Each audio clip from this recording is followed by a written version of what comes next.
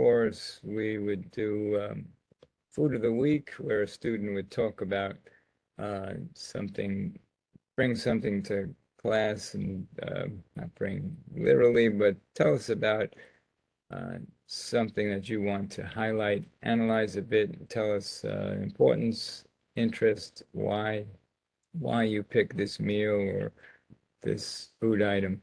Here's one from the past, just as an example of a quick analysis of a food item. This was a meal, grilled chicken pesto pasta, and so what you're doing in your um, diet and wellness analysis activity, you're putting in each item and it does an analysis, and then you retrieve that and look at it in various reports as you're being prompted in MindTap.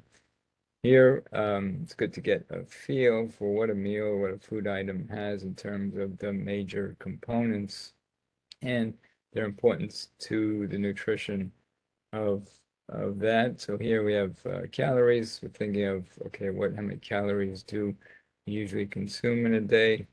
What fits you in particular? We know that food labels are based on 2,000 kcals a day. Think about, okay, grams of fat. How many grams of fat is kind of the range? We think about that in terms of grams. Saturated fat, what does that mean? The difference between saturated and unsaturated and polyunsaturated, monounsaturated.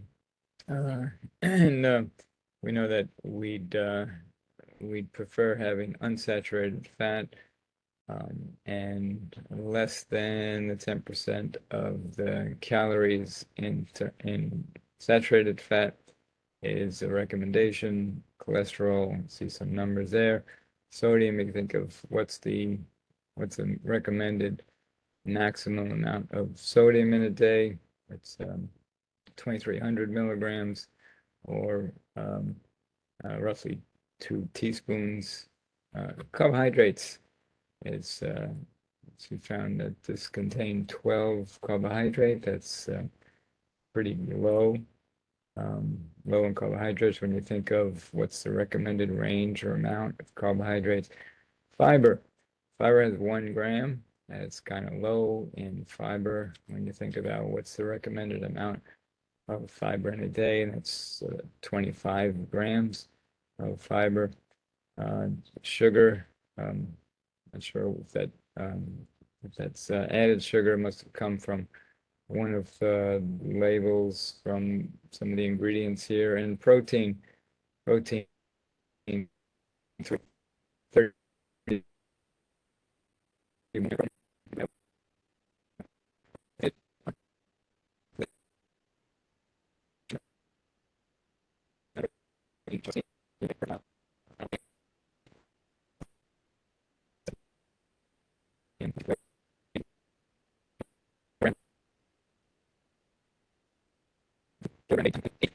which are recommended for us to have in terms of protein.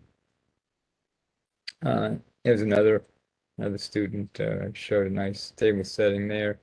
Didn't do as rigorous of an analysis as previous, but you can see that the calories, the kcals, it should be a capital C, 584, and more on the proteins. Protein, 48 grams of protein, 66, 12 grams of fat. You could think of where those macromolecule, macroprotein, macronutrients come from in terms of the items shown there. And you might think about how much fiber you think is here. Well, not much on the plate here. If that's whole wheat, then maybe a bit more of fiber and a little bit of fiber here. So it might be kind of low in the fiber. We don't have the sodium count here, but that could be informative. Yeah, what about if we look at snack bars? They're convenient, they hit the spot, And if you do choose snack bars, how do you do that?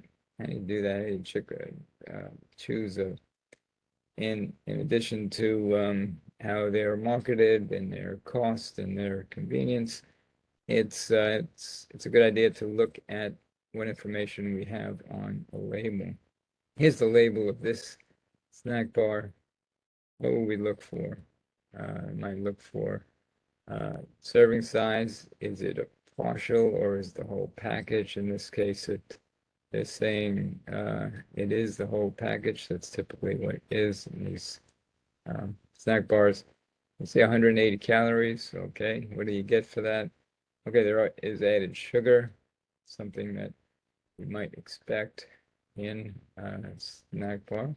We want some quick energy, but that's not the greatest way to have added sugar. We might look at the fat. What kind of fat is used in a snack bar? You can see that it's about 8% of the advisory for saturated fat and no trans fat. That's good because when you process oils, you could get some amount of that unhealthy trans fat. So it says there's some polyunsaturated and some monounsaturated fat there. So that's the better kind of fat. What else would you look for? Sodium, and that's 100 milligrams of sodium. It's a modest amount, only 4% of what we should stay under typically in our daily intake of sodium. And fiber, okay, 3 grams of fiber is a bit there. That's 12% of the fiber. In addition, you can look at the ingredients list.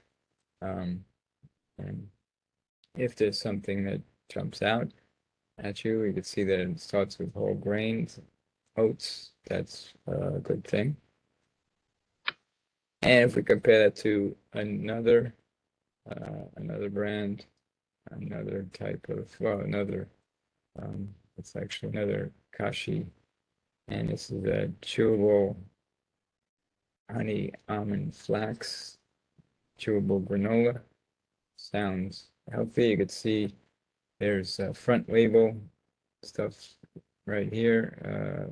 It tells us the calories and says there's no GMO product, no GMO ingredients in this. So what do we look at here? You can see calories. You can compare that. 130 calories, one serving is a bar. It's a bit lighter in terms of mass. But what else could we look for? We look for this one has 4.5 grams of fat, and it says there's no saturated fat.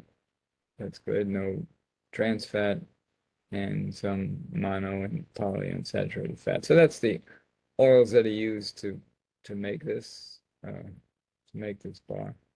You see that there's not a whole lot other nutrition in these bars. You don't really are not taking these in as truly a nutritious item, but you could choose from among the selections. And here's another popular one. And what do they say on their label?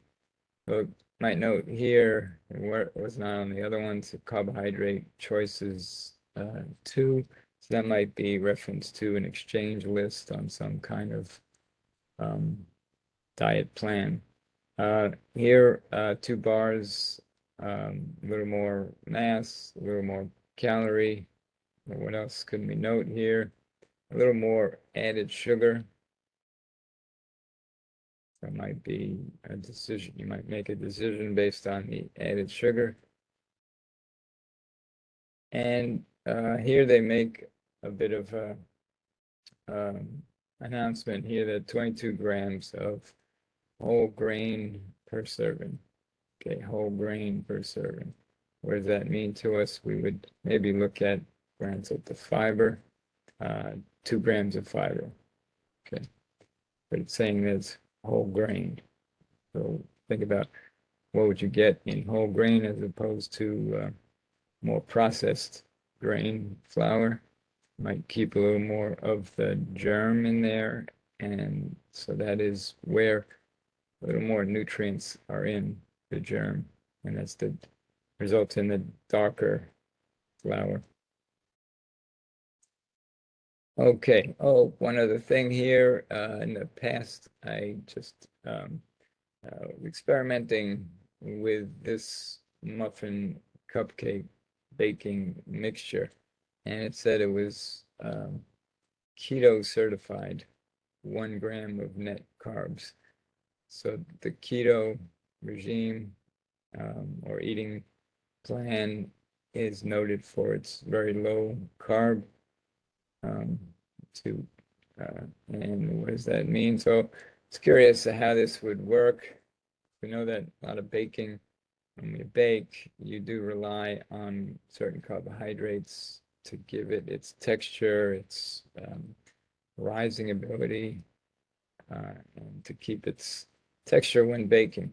If you look closely at this, you can see that indeed they're doing some calculation here that for a net carb calculator, they're subtracting the dietary fiber. They're not counting that as carb, which is okay, because if it really is fiber, then we don't absorb it. It acts as fiber. That's a good thing.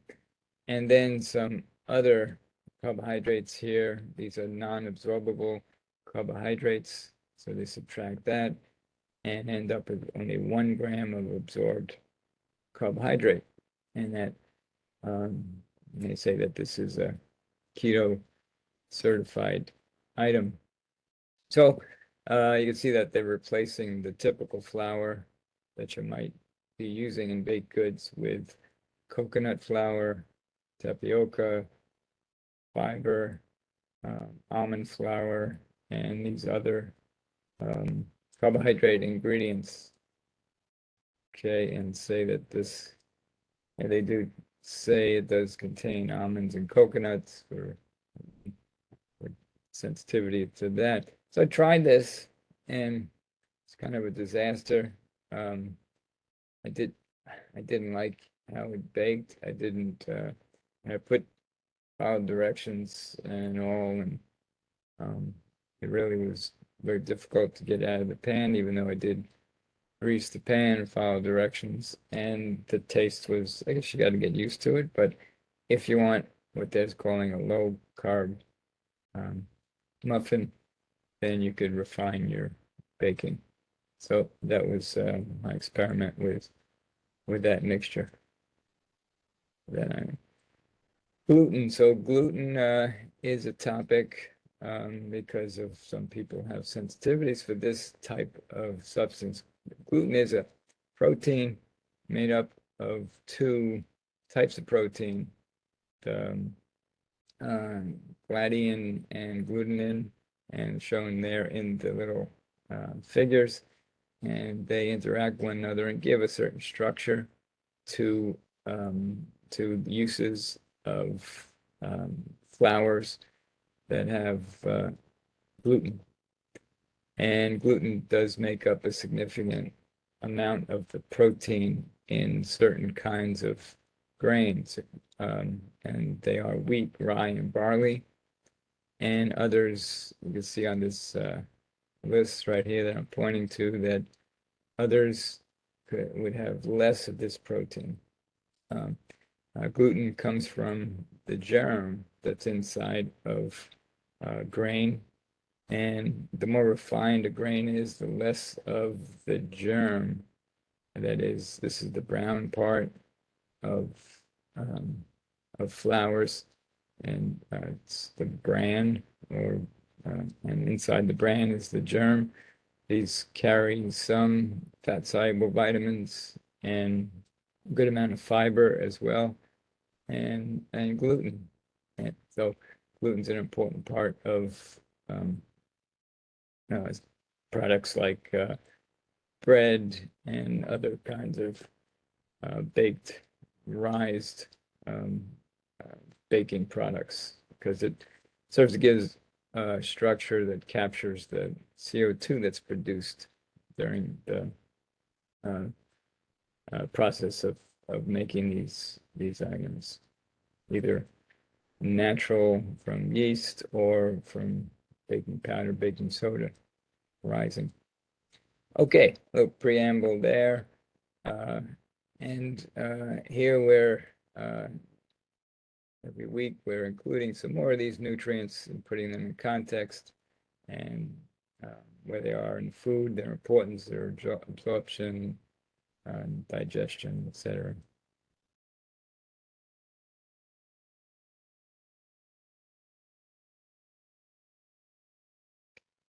And always important to review um, when when we put food in our body, it needs to properly go through our anatomy and physiology. Did want to point out a really important item here.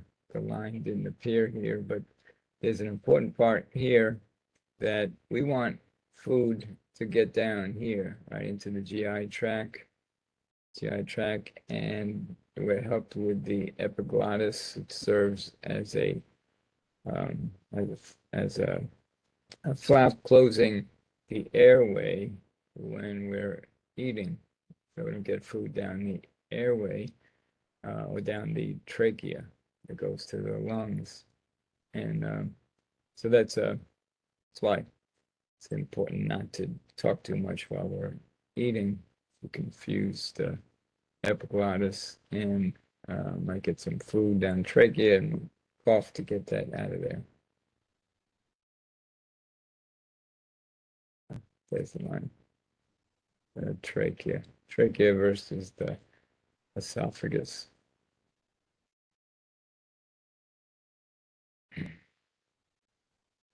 Okay, so we've talked about carbs and lipids, and now we will be talking about protein. Here's our learning objectives. It's good to keep in mind as we go through and always to look back at. There's a more detailed learning objectives with in the outline, chapter outline. We want to recognize chemical structures of amino acids and proteins, summarize protein digestion and absorption, describe how the body makes protein and uses the protein to perform various roles. Should be able to explain the differences between high quality and low quality protein and noting the food sources and identify health benefits of and recommendations for protein.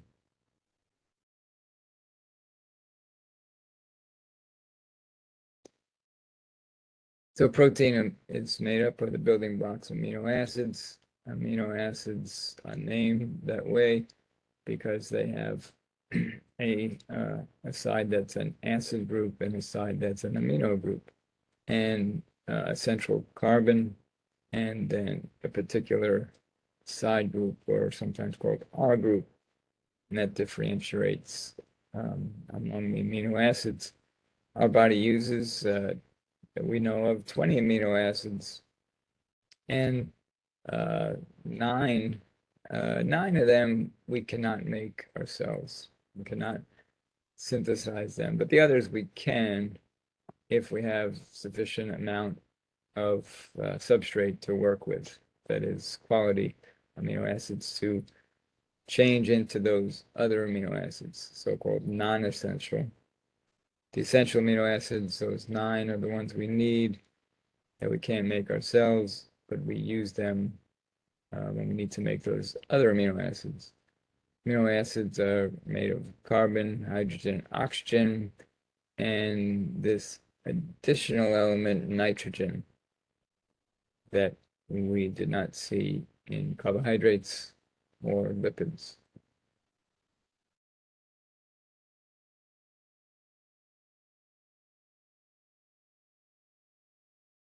And these are example, well, a list of the essential amino acids on the left and the non-essential on the right. This is the 9 here and another 9 here, and there's a couple others. 20 amino acids commonly found in proteins, making up proteins.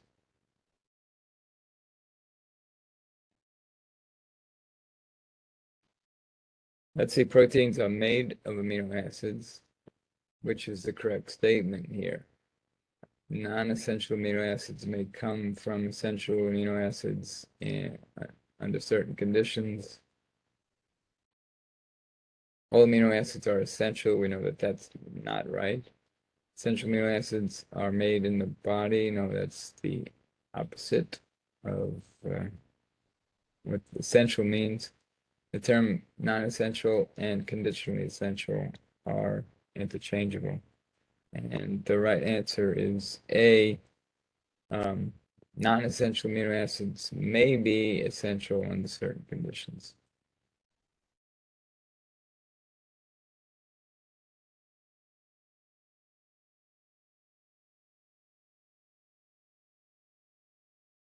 And here's what an assortment of amino acids look like, showing their R group, side group in white. Let's see that it varies from the simplest glycine to a more complicated structure shown as phenylalanine.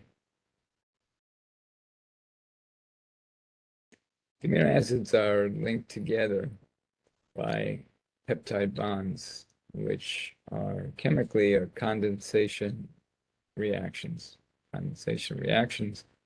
in which a molecule of water is removed. Amino acid sequencing makes up the character and gives the protein the capability to do its role. And we'll see that there's primary, secondary, tertiary, and quaternary structures, each of them giving the characters shown there. Primary, just the sequence of this amino acid, then this one, then this one. Secondary structure is because of that primary structure, the interactions among the side groups. And tertiary is those side groups have certain character of liking water or disliking water, and that gives another structural component to the protein. And finally, quaternary structure is when there's more than one polypeptide that make up that protein.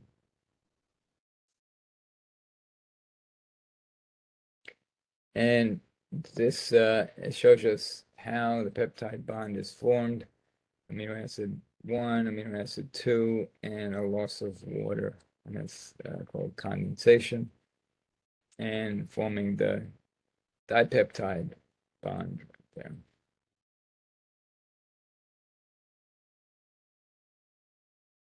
And in digestion, we do the opposite. When we have digestive enzymes, it's we lyse this by adding water. Hydrolysis. We add the water to go backwards in this scheme to separate the amino acids for absorption or other chemistry that we need to do. Here's an example of a complex, very important protein, and that's the hormone insulin. You can see the primary structure. These are abbreviations for various amino acids. And you see that there's 2 chains here. Okay, so there's a quaternary structure there. And you see that they're linked by 2 sulfurs, disulfide bonds. This amino acid, cysteine, very important. And their sulfurs linked together to give the insulin the very specific structure to be recognized to act as the hormone insulin. As an example of a quaternary structure, and that's of the protein hemoglobin, you can see that there's four separate already complex proteins there that have a particular shape because of their primary, secondary, and tertiary structure, and then they have interactions among each other to form a hemoglobin molecule. And it's each of the quadrants proteins have an iron. So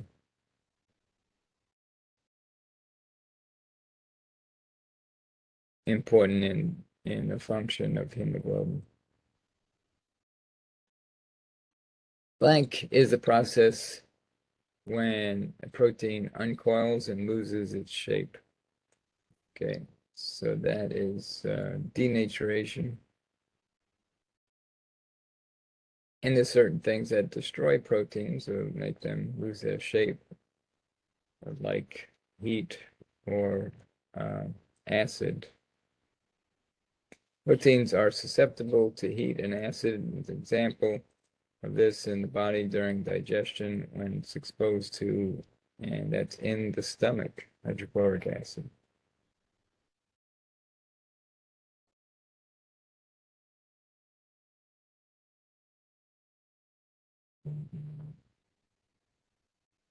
So we'll talk about digestion of protein. And like always, we think about, okay, when food or beverage comes into the body, what actions happen at each of the major parts of the GI tract. Talk about the mouth, the stomach, and the small intestine. The mouth, we know, is important for grinding and chewing for the most part, and adding saliva. And sometimes in that saliva, that there are some small amounts of enzyme to get some digestion started from the salivary glands. And protein. So protein, a lot of actions happen in the stomach. As the stomach, when it knows that protein is around, produces hydrochloric acid that denatures the protein to get it in a shape that it's easier for the enzymes to go about breaking that protein up. And in the stomach also is delivered pepsinogen, which is a precursor for the enzyme pepsin, which is a major protein enzyme or protease. In the small intestine, when that chyme is delivered, partially digested, in this case, containing protein, there's more peptidase enzymes, a whole host of different ones to break up various peptide bonds, and that's hydrolysis taking place. The pepsin does its work in the stomach, and it's digested along with the protein in the small intestine. And pepsin, its pH range is low, that you'd expect in this hydrochloric acid environment of the stomach. We've seen this figure for the other macronutrients, and it's important to reflect on this and think about what's going on in each part that we just mentioned. The mouth, the stomach, and the small intestine. You could see a list of numerous and some of its general types of enzymes listed here.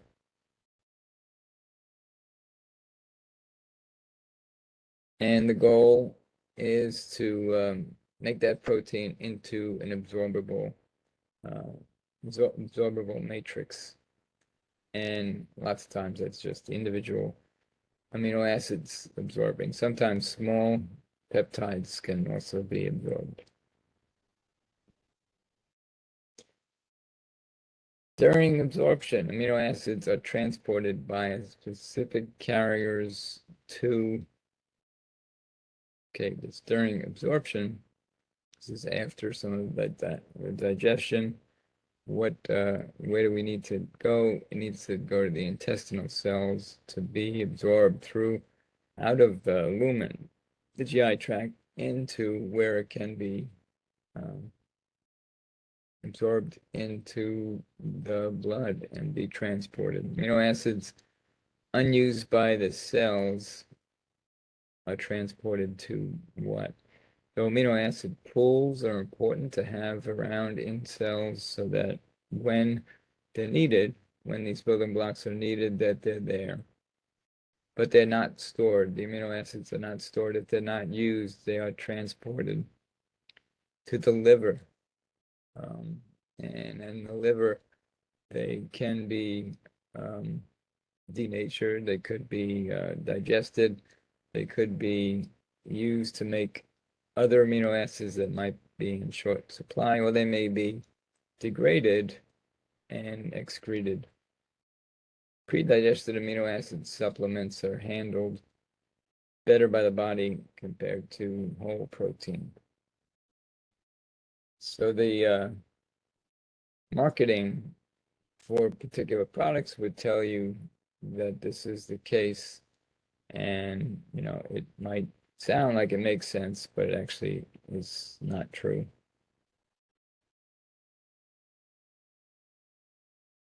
Those studies have shown that that is not the case, that it's a claim that is not backed with good scientific evidence.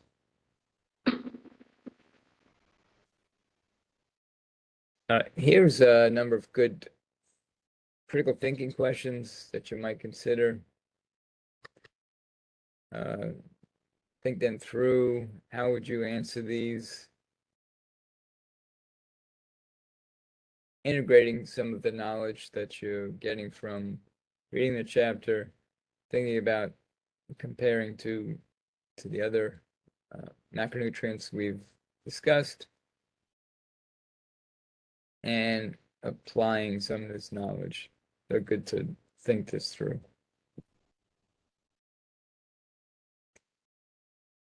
So the field of protein chemistry has been advancing tremendously in recent time with additional modeling and detection and computational chemistry, so that some brilliant, beautiful pictures of proteins have resulted in understanding enzyme activity and understanding, for instance, druggable or druggable sites where a particular molecule can elicit some reaction in the body. Mentioned amino acid pools. So we need those pools to have them available for creating protein when it's needed and getting signals that we need this amino acid, to synthesize the protein at the moment. And if it's not used, there's a certain time that there needs to be gotten rid of, and then that's the catabolism to form urea, and that's how we get rid of amino acids that are not being used. Now, we are all in a particular nitrogen state. Nitrogen equilibrium is important to establish, and we have systems that try to keep us in nitrogen balance. That's where nitrogen taken in and nitrogen excreted is essentially equal. So we have the amount of nitrogen containing amino acids as we needed, but not excess. There are certain times in development when nitrogen needs to be in positive status. That is where nitrogen taken in is greater than excreted, and that's in times of growth and development. For instance, pregnancy or high growth period for as infants or even uh, young young people. Nitrogen, when the body is undersupplied with protein, we call that negative nitrogen balance. That's where more nitrogen is excreted than taken in, and that might occur during fasting, certain diseases, injuries, or wounds. And,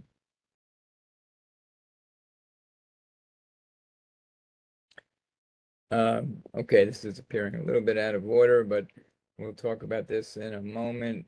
To get balance in the supplying these amino acids, if we're not taking in a high quality protein that has all of the essential amino acids in essentially the right amounts, then combinations of lesser quality protein can also be be excellent.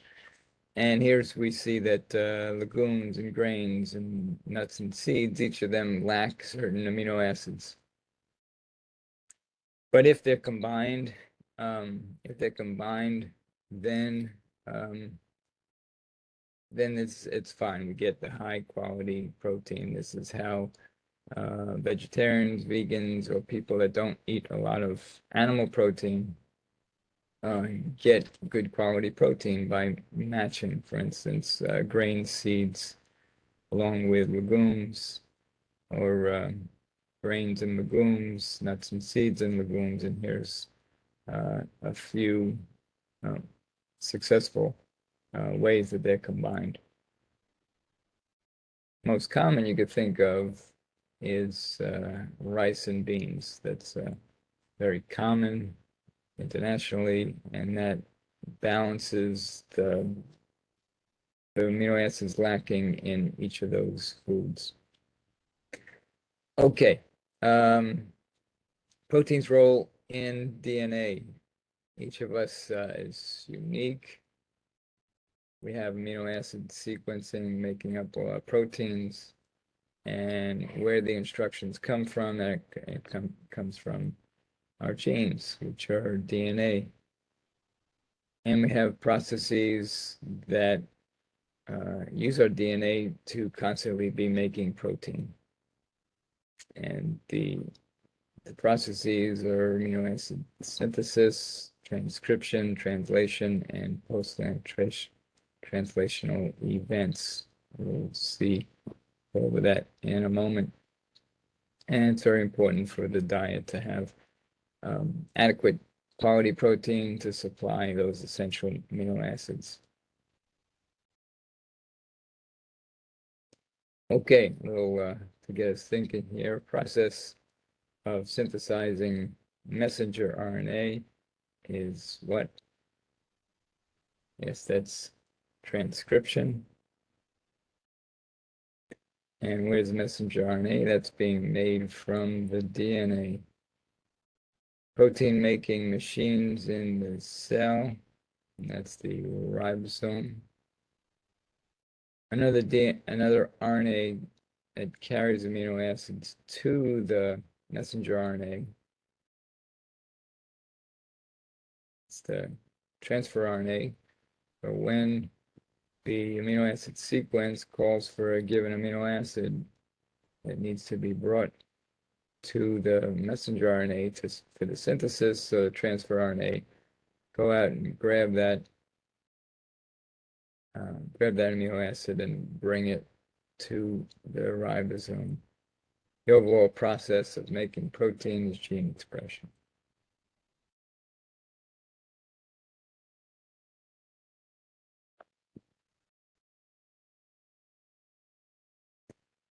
And here's the steps in protein synthesis that include DNA replication, to the messenger RNA, and that's the transcription step. And that's at the ribosome, and then the ribosome attachment to the messenger RNA, and that's the translation of the information from the DNA, from the genes, to make a certain protein. And we can see the transfer RNA bringing the particular amino acid to add to the ongoing production of the sequence. Here's the protein being produced. It's see the process as it's going through this, making the protein strand. So that's the right way that things are working. When things are working, it's great. And there are sometimes errors. In fact, errors are not uncommon. And sometimes those errors are quickly detected and the protein is scrapped. But in some cases, it's more serious than that. Sickle cell anemia is one of those cases that in the program, genetic program, there is an error that causes incorrect sequence that results in abnormally shaped red blood cells. You can see that in the amino acid sequence for hemoglobin, that there's one amino acid that is in error. Glutamine and valine are swapped out over here on the sickle cell hemoglobin, causing abnormal shape, which results in the disease sickle cell anemia.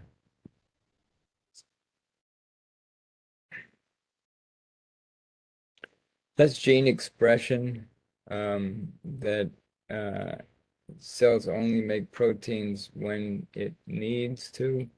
We don't waste energy and we don't waste amino acids when they're not needed.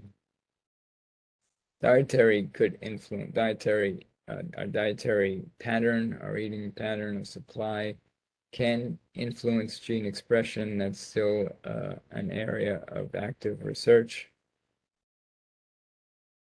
And one example of this has been for a while in the scientific literature, and that's heart disease and polyunsaturated fats, that relationship there.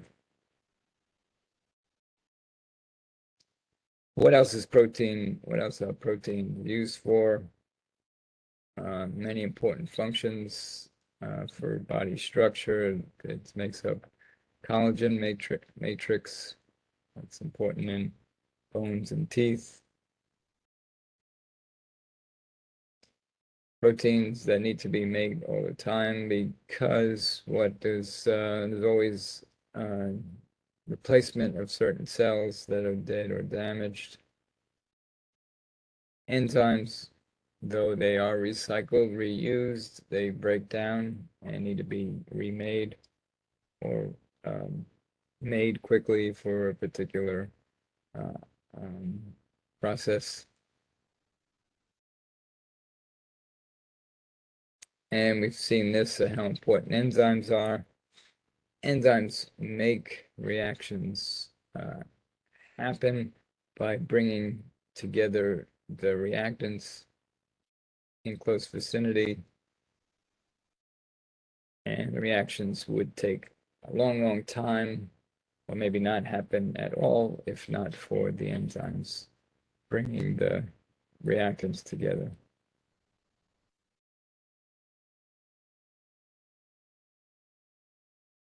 Another important role of proteins is acting as hormones. These are messenger molecules that are produced somewhere in the body at some organ and go to some site where they make things happen. They turn things on, or a part of a sequence of events. For instance, insulin, glucagon, and other enzymes, other hormones.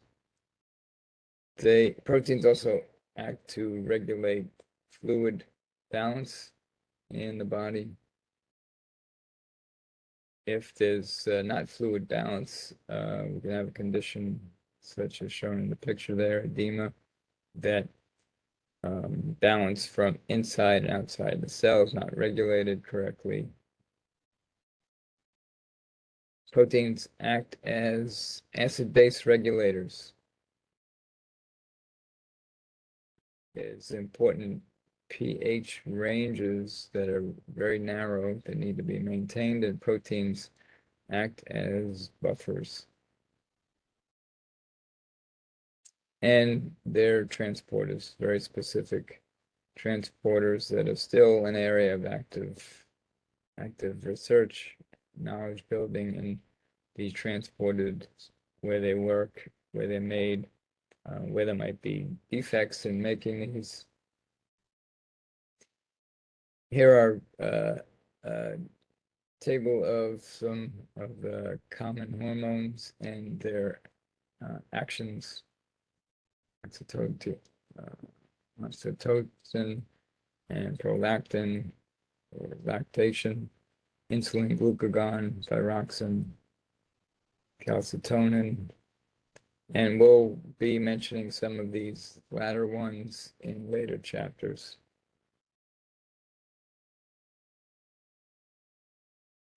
Proteins are important in serving as gates to allow molecules inside and outside of a cell. For instance, it might be very important, as we mentioned already, in fluid balance, but also for transport of various things like sodium and chlorine, chloride ion, magnesium inside and outside of the cell. And they form these specific active complexes. Antibodies are proteins, very specific proteins. Proteins can act as an energy source. It can be broken down and used in some cases to make glucose when in starvation or insufficient carbohydrate. It's not preferred, of course. We don't want to be breaking down protein that is functional to make energy. So it's not a preferred energy source. Other roles in blood clotting and vision, we'll see some of that when we talk about vitamins. Let's see, matching, continual production and destruction. What is that? That is protein turnover. Connected with protein turnover is in nitrogen status, whether it's in equilibrium or negative or positive status. Used for energy, amino acids, if nitrogen is removed. Amino acids from protein break down to dietary proteins, and that's to keep the amino acid pool filled. Nitrogen balance, when nitrogen intake and outtake and output are equal, a person is in equilibrium. Infants and children, pregnant women are in positive nitrogen balance, and if protein is lost greater, more than intake, then we're in negative nitrogen balance. That's an important indicators of nutrition status. There's some other uses of amino acids, neurotransmitters. Okay, that's in the area of those conversions. I don't need to know the detail of tyrosine and tryptophan, but they are amino acids are involved in neurotransmitters. And we know it's a potential energy source. Similar to fat and carbohydrates, proteins are also easily stored in the body. That is not true. That's false. We know that carbohydrate stored as glycogen, and fat is used in various functions, but also stored in fat cells. It's not the same. Protein is not stored. It's always put into functional substances like the enzymes or cell walls or antibodies, hormones, etc. But it's not stored as protein. Amino acid pools that are not permanent.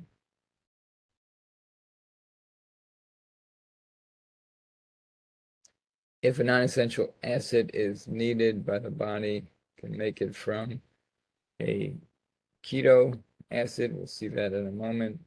The liver can synthesize non-essential amino acids through the process of transamination, and the process of deamination occurs when amino acids are broken down. And this is a must if the protein or amino acids are going to be used for energy, deamination.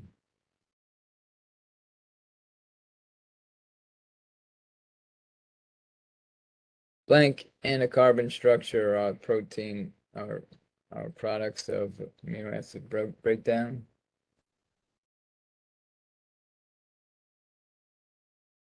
Ammonia.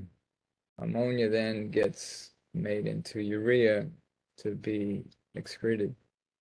The carbon structures are used to make non-essential amino acids or energy. Is ammonia.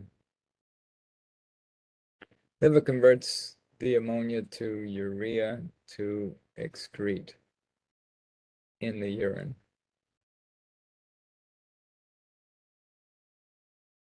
Okay, we mentioned some chemistry there in passing, deamination and synthesis of non-essential amino acids. So deamination means removing the amine side of the amino acid, and it forms this, it's called a keto acid.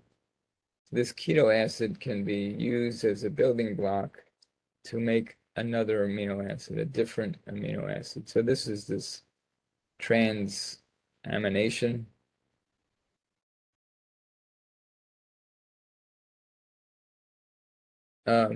To make these non-essential amino acids. It can be used from the essential amino acids to make the non-essential. So those 9 essential amino acids can be used to make the balance of the 20 that are normally used in synthesizing protein in our body.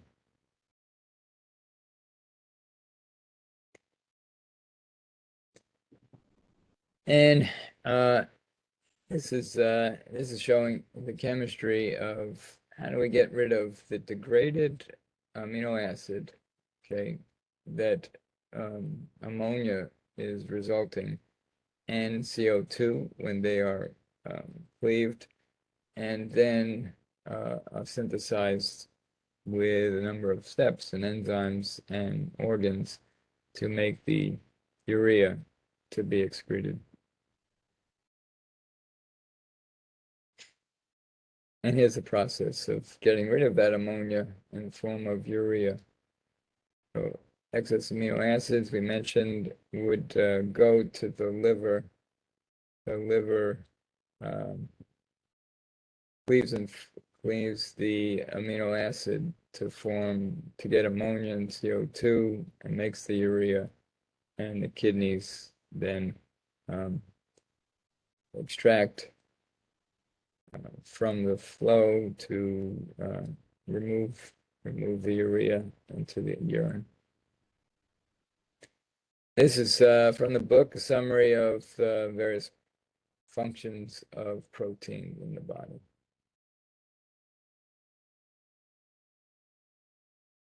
Protein quality factors. What makes a quality protein? Okay, so we mentioned quality protein has those essential amino acids in good form, good amounts, but it also needs to be digestible.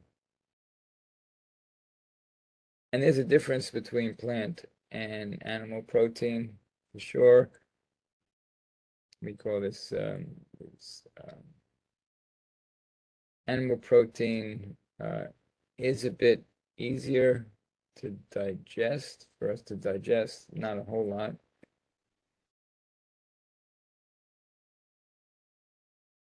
And sometimes plant protein need to be in combination with different plants to get that high quality, the balance of all the amino acids. Essential amino acid can't be, isn't supplied in the amount needed to support protein synthesis. It's called, that'd be limiting. And we could find those limiting amino acids with another source of protein that will have those limiting amino acids. And it's called the complementary protein. And here's that example of legumes and grains, where legumes limiting in these two, methionine and tryptophan, and the grains have that, so in combination you get the whole quality protein, the rice and beans is the classic example.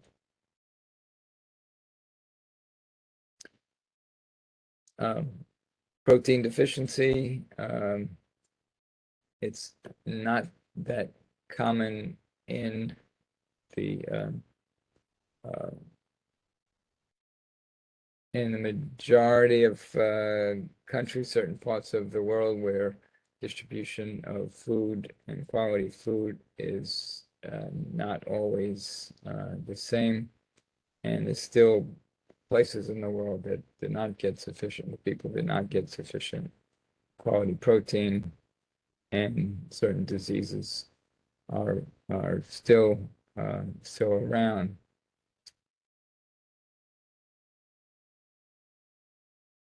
And there's links between certain intake of protein, whether it's high amounts of protein or high animal protein, and to link with heart disease and cancer.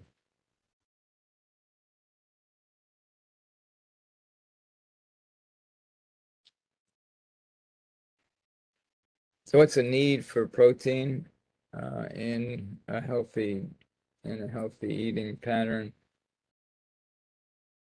It's really the essential amino acids for the high quality protein.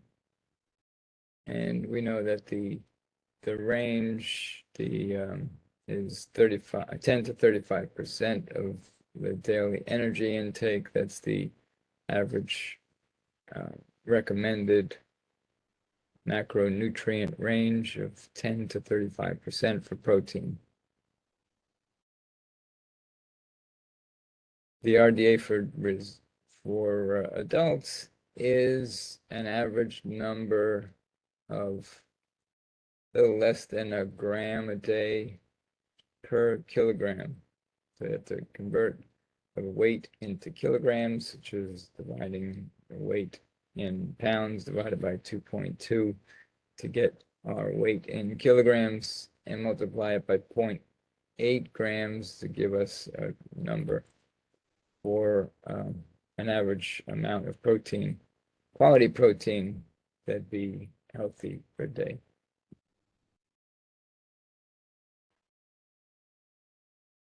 So what are some recommendations and guidelines? Protein foods, roughly an ounce delivers 7 grams of protein, so you can calculate whether you need an average of like 60 grams or 70 grams a day. You can roughly work that out in terms of where's the high quality protein getting in an eating pattern. It might be milk and vegetables and meats.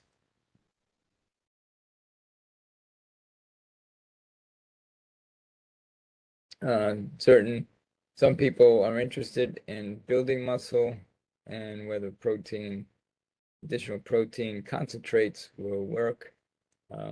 There's some literature that it could work, some that it's not really an absorbable form. Have to go for some of these higher quality that have some scientific back evidence to support whether they do supply and are absorbing the desired proteins. There are some cases that, for instance, therapies for burn victims have these supplements with high protein because they're recovering from some severe damage of protein. So concentrated supplements are important, but absorption of those and handling of those is also important. There's a point where we overwhelm a system for absorbing and transporting amino acids and breaking down protein. Along with protein comes a requirement for enough water too. So if you're on a high protein eating pattern, it's very important, as you probably know, to hydrate sufficiently because it's needed for the digestion of high amounts of protein. All right, our final little topic here, nutritional genomics. And genomics are an interesting area of advanced research that's going on for some time now, but it's still a relatively new field. And it's seeing how our genes might be influenced by our nutrition, our nutritional status. It focuses on understanding our genetic makeup, our genome, and even more specifically, our human proteome.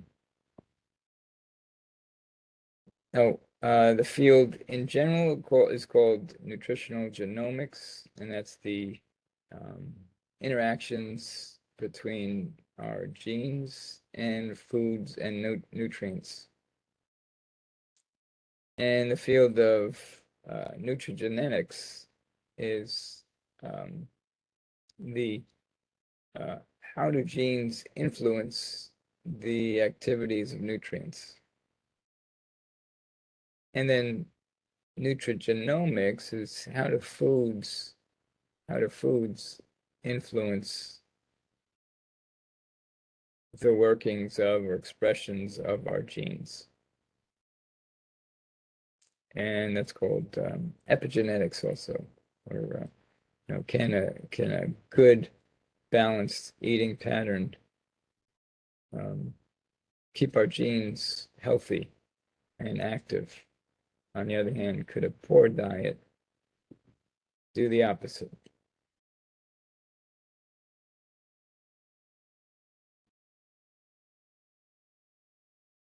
And just some background in genomics and gene expression.